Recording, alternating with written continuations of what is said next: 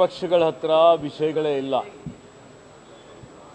ಇವರು ಸುಳ್ಳು ಆಪಾದನೆಗಳು ಮಾಡಿ ಸುಳ್ಳೇ ಸತ್ಯ ಅನ್ನುವಂಥ ರೀತಿಯಲ್ಲಿ ಬಿಂಬಿಸಲಿಕ್ಕೆ ಪ್ರಯತ್ನ ಮಾಡಿ ಸಂಪೂರ್ಣವಾಗಿ ಅವ್ರದ್ದೇನು ಸಂವಿಧಾನಾತ್ಮಕವಾಗಿ ವಿರೋಧ ಪಕ್ಷಗಳ ಜವಾಬ್ದಾರಿ ಇತ್ತು, ಆ ಜವಾಬ್ದಾರಿಯಿಂದ ಅವರು ಅದನ್ನು ಮರೆತು ಹೋಗಿದ್ದಾರೆ.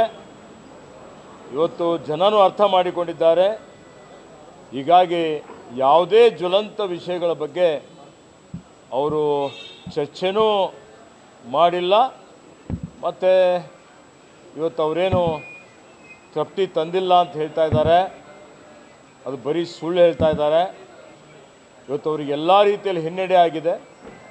ಅವರು ಕಾರ್ಯಕಾಲದಲ್ಲಿ ಏನು ಹಗರಣಗಳು ಮಾಡಿದರು, ಏನು ಭ್ರಷ್ಟಾಚಾರ ಮಾಡಿದರು, ಅಕ್ರಮಗಳು ಮಾಡಿದರು, ಅವೆಲ್ಲ ಒಂದೊಂದಾಗಿ ಎಳೆಯಾಗಿ ವಕ್ಫ್ ಹಿಡ್ಕೊಂಡು ಇವತ್ತು ಕರೋನಾದಲ್ಲಿ ಏನು ಅಕ್ರಮ ಆಯಿತು, ಅವ್ಯವಹಾರ ಆಯಿತು, ಬ್ರಹ್ಮಾಂಡ ಭ್ರಷ್ಟಾಚಾರ ಆಯಿತು, ಇವೆಲ್ಲವೂ ಈಗ ಹೊರಗೆ ಬರ್ತಾ ಇರ್ತಕ್ಕಂಥದ್ದು ನೋಡಿ ಅವರಿಗೆ ಜನರಿಗೆ ಮುಖ ತೋರಿಸ್ಲಿಕ್ಕೂ ಆಗ್ತಾ ಇಲ್ಲ. ಆ ಕಾರಣಕ್ಕಾಗಿ ಇಂಥ ಹೇಳಿಕೆಗಳನ್ನು ಕೊಡ್ತಾ ಇದ್ದಾರೆ. ಭಾಳ ಯಶಸ್ವಿಯಾಗಿ ಅಧಿವೇಶನ ನಡೆದಿದೆ. ಮಾನ್ಯ ಮುಖ್ಯಮಂತ್ರಿಗಳು ಇವತ್ತು ಉತ್ತರ ಕೊಡ್ತಾ ಇದ್ದಾರೆ. ಮತ್ತು ಜನ ಸಂತುಷ್ಟವಾಗಿದ್ದಾರೆ. ಜನ ನಮ್ಮ ಜೊತೆಯಲ್ಲಿದ್ದಾರೆ, ಮುಂದೆನೂ ನಮ್ಮ ಜೊತೆಯಲ್ಲಿದ್ದಾರೆ. ಉತ್ತಮ ಆಡಳಿತ ಕೊಡ್ತಾ ಇದ್ದಾವೆ.